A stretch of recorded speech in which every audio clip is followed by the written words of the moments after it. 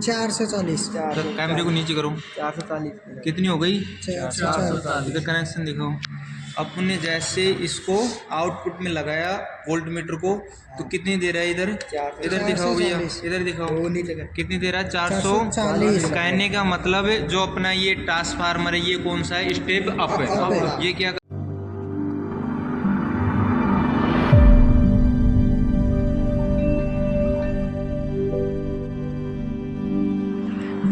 भाई एक मिनट देखो, आज प्रैक्टिकल करेंगे ट्रांसफार्मर का ना।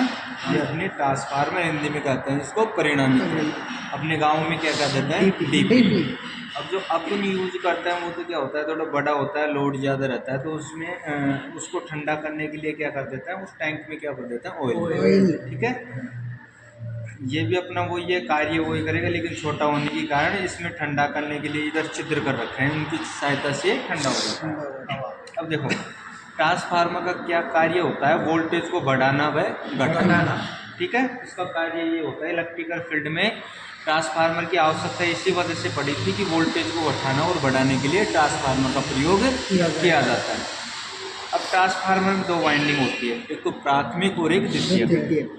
सिंगल फेज ट्रांसफार्मर की बात कर रहा हूँ मैं। 3 फेज ट्रांसफार्मर है तो उसमें कितनी वाइंडिंग होगी? 6। 3 तो प्राथमिक की और 3 द्वितीयक की। लेकिन अपने सिंगल फेज ट्रांसफार्मर में कितनी वाइंडिंग होती है? केवल 2। एक तो प्राथमिक और एक द्वितीयक। जो प्राथमिक वाइंडिंग होती है उसको तो इनपुट सप्लाई देते हैं, प्राथमिक वाइंडिंग होती है उसको तो इनपुट सप्लाई देते हैं। वो जो सेकेंडरी वाइंडिंग होती है उससे अपन आउटपुट प्राप्त करते हैं ना। अब इसको देखेंगे कि वोल्टेज को अप कर रहा है डाउन कर रहा है, कहने का मतलब ये स्टेप अप ट्रांसफार्मर है, फिर स्टेप डाउन ट्रांसफार्मर है। यदि वोल्टेज को जैसे कि अपन ये इनपुट इधर है, देखो ये रहा इनपुट, इनको सप्लाई देंगे। अब इधर से माना इस बोर्ड में 240 वोल्टेज आ रही है, एक मिनट, इस बोर्ड में कितनी आ रही है? 240 वोल्टेज। अपन ने इस ट्रांसफार्मर को 240 वोल्टेज दी। यदि इधर आउटपुट में इधर 240 वोल्टेज से ज़्यादा निकाल रहा है तो ये कौन सा होगा? Step up. तो यदि वोल्टेज को 240 से कम निकाल रहा है तो कौन सा होगा? Step down. ठीक है, एक बार अंदर से भी देखना चाहो, अंदर से भी दिखा दो, इधर लाओ कैमरे को। इसमें कुछ नहीं है, ये छोटा सा कोर है, इसमें बाइंडिंग कर रखी है ना। इसको अपना एलीमीटर कह देता है ना, जो बड़ा एलीमीटर रखा है अपनी डीप वो होती है बड़ी वाली तेल वाली, उसमें क्या करते हैं इस चादर वाली इसमें मेन टैंक कहते हैं इसको, इसमें क्या डाल देता है? ऑयल, जो कि इस वाइंडिंग को क्या करता रहता है? वो ठंडा। और ट्रांसफार्मर में कुछ भी नहीं होता, वो बड़े होते हैं उनमें भी ये ऐसा होता है, और अंदर क्या भर देते हैं उनमें? तेल, ऑयल है ना, और कुछ भी नहीं होता। इधर देखो ये 2 वायर तो अब सिंगल फेज है तो 2 वाइंडिंग होगी, प्राथमिक और द्वितीयक। तो इधर की तो प्राथमिक है, ये इनपुट पे आ रही है, ठीक है। तो ये वाली इधर की ये वायर आ रही, इधर से आउटपुट प्राप्त होगा, ठीक है। अब देखो इसको चेक करते हैं, पहले अपन बोर्ड में चेक कर लेते हैं कितनी वोल्टेज आ रही है। वोल्टेज मापने के लिए किसका प्रयोग करते हैं? वोल्टमीटर, ठीक है। सप्लाई के किस क्रम में लगता है? समांतर क्रम में। किस क्रम में लगता है? समांतर क्रम में। अभी इधर आ जाओ, अभी 0। पहले इस बोर्ड में चेक करेंगे कितनी वोल्टेज आ रही है। तो आप देखो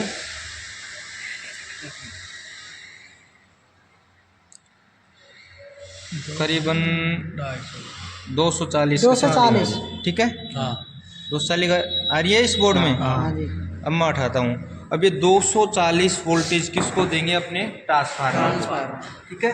फिर इधर चेक करेंगे कि 240 से ज़्यादा है या फिर कम है। यदि ज़्यादा देगा तो क्या कहेंगे अपन? स्टेप अप ट्रांसफार्मर है। यदि कम देगा तो क्या कहेंगे? Step down transformer. अब देखो तो कैमरे को इधर लिया, जब कनेक्शन वगैरह करता है, मेरे हाथ चल रहे हैं वहाँ पे लेके चल इसको, कंटिन्यू।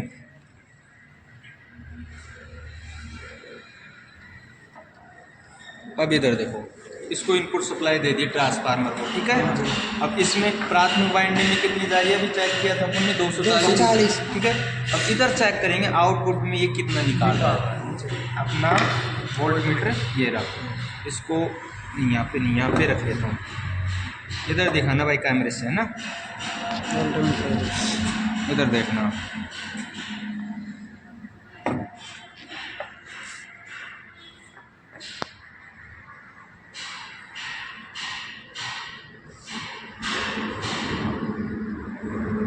440 तो कैमरे को नीचे करो, 440 कितनी हो गई? 440 इधर कनेक्शन दिखाओ। अपने जैसे इसको आउटपुट में लगाया वोल्ट मीटर को, तो कितनी दे रहा है इधर? इधर दिखाओ भैया, 440 इधर दिखाओ कितनी दे रहा है? 440 कहने का मतलब है जो अपना ये ट्रांसफार्मर है ये कौन सा है? स्टेप अप है। अप है। ये क्या कर रहा है? वोल्टेज को बढ़ा रहा है। इधर अपने कितनी दी थी? इधर से 240 240 दी ना? हाँ जी। कितनी थी? 240। आउटपुट में अपन ने चेक की कितनी आई? 440। तो वोल्टेज को बढ़ा रहा है घटा रहा है? बढ़ा रहा है। बढ़ा रहा है। तो ये ट्रांसफार्मर कौन सा है? स्टेप अप है। अप ट्रांसफार्मर, ठीक है। स्टेप अप अब विद्युत धारा अपने दो प्रकार की होती है, एक तो एसी और एक DC। डीसी। यदि आपको एसी को बढ़ाना है, बढ़ाना व घटाना है, तो आप किससे बढ़ाओगे घटाओगे? ट्रांसफार्मर। ट्रांसफार्मर यदि आपको जैसे 240 दी, 240 से भी कम चाहिए, ठीक है, तो आप इसकी जगह कौन सा ट्रांसफार्मर यूज करोगे? Step down. स्टेप डाउन 240 से ज़्यादा चाहिए तो कौन सा यूज करोगे? Step up. अब डीसी में क्या होता है? जो डीसी विद्युत धारा होती है उसको बढ़ाने के लिए तो किसका प्रयोग करते हैं? बूस्टर का। तो घटाने के लिए किसका प्रयोग करते हैं? रेजिस्टेंस का। उसको हिंदी में कहते हैं प्रतिरोध, है ना। हाँ जी तो ये अपना ट्रांसफार्मर हुआ है। किसी को दिक्कत है? नहीं है ना। जो अपना ट्रांसफार्मर होता है ना, ये केवल एसी सप्लाई पे कार्य करता है। कौन सी सप्लाई पे कार्य करता है? AC supply. डीसी सप्लाई पे कार्य नहीं करता। यदि इसको डीसी सप्लाई दोगे ना इनपुट के रूप में, तो इसकी प्राथमिक वाइंडिंग जल जाएगी। तो प्राथमिक वाइंडिंग क्यों जल जाएगी वो तो अपन जब विस्तार से पढ़ेंगे ना तब जाके बताएंगे। तो ट्रांसफार्मर में किसी को दिक्कत है? नहीं सर। एक बार अंदर से और दिखा दूँ आपको, सप्लाई हटाओ, एक बार अंदर से और देख लो, लाओ। ये अपना अंदर वाला भाग है।